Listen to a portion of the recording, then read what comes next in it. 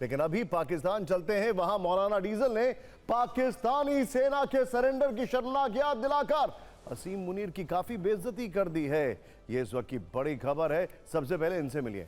क्या नाम है, ध्यान से देखिएगा। इनका नाम है मौलाना फजलुर रहमान। आपको दिखाने वाले हैं तस्वीर, ये देखिए जरा।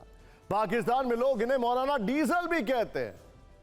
पाकिस्तान की सियासी और मजहबी दुनिया में इनका बड़ा नाम है। कई मौकों पर यह पाकिस्तान का चक्का जाम कर चुके हैं।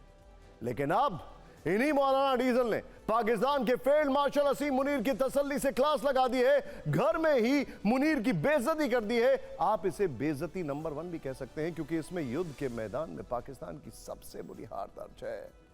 मौलाना डीजल ने असीम मुनीर की जो सरेआम बेइज्जती की है, उससे साफ है कि अब मुनीर पाकिस्तान में मजाक का पात्र बनते जा रहे हैं। लाफिंग स्टॉक जिसको अंग्रेजी में कहते हैं। आपको मुनीर को छलनी करने वाले मौलाना डीजल की कुछ बातों के हाई पॉइंट्स बताते हैं। ध्यान से देखिए।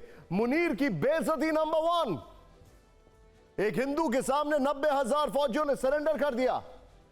मुनीर की बेइज्जती नंबर 2, 1971 में सरेंडर से बड़ी बेइज्जती और क्या हो सकती है। मुनीर की बेइज्जती नंबर 3, पाकिस्तानी फौज ने सरेंडर से हमारी नाक कटवा दी।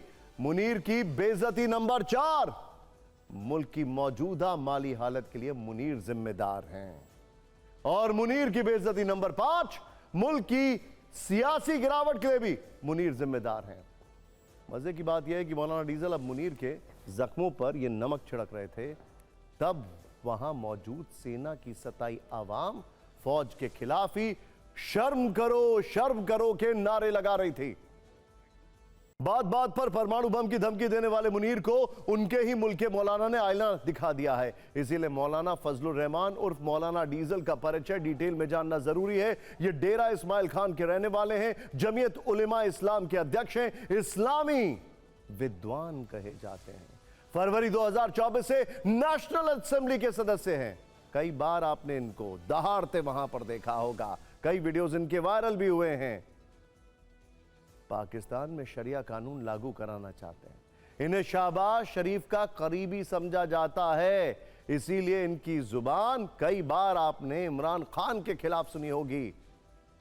शहबाज ने 2022 में मौलाना फजलुर रहमान के साथ मिलकर इमरान खान को अपदस्थ किया था और नई सरकार बनाई थी। मौलाना डीजल पश्तून समुदाय से ताल्लुक रखते हैं। पाकिस्तान में फौज की सदाए पश्तून समुदाय की सबसे बड़ी आवाज है। सबसे बड़ी बात, अफगान तालिबान के कट्टर समर्थक हैं और इन दिनों अफगान तालिबान मुनीर का सबसे बड़ा दुश्मन है। यानी मौलाना फजलुर रहमान एक तरह से पाकिस्तान के अंदर अफगान तालिबान का प्रतिनिधित्व करते हैं और सीधे मुनीर को चुनौती दे रहे हैं। वैसे मौलाना ने जिस सरेंडर की शर्मनाक याद मुनीर को दिलाई है, अब आपको उसी इतिहास से जुड़ी तस्वीरें देखनी चाहिए। ये वो घटना है जिसका जिक्र करके मौलाना डीजल ने कहा कि पाकिस्तान की फौज ने पूरे मुल्क की नाक कटवा दी। ध्यान से देखिएगा।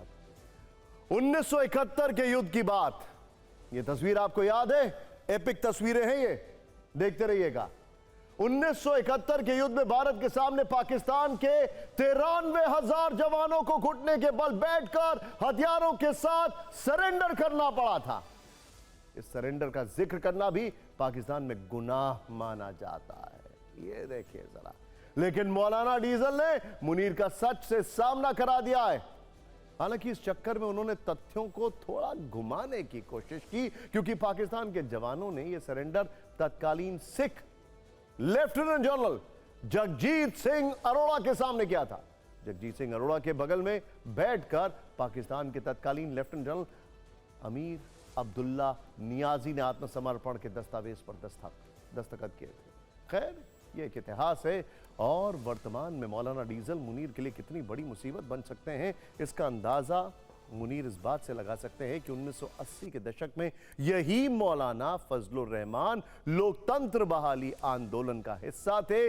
इस आंदोलन का गठन जनरल जियाउल हक के तानाशाही शासन को खत्म करने के लिए किया गया था। अब वही मौलाना डीजल मुनीर की तानाशाही को कुचल देना चाहते हैं और मुनीर के खिलाफ खुलेआम हुंकार भर रहे हैं। खैर,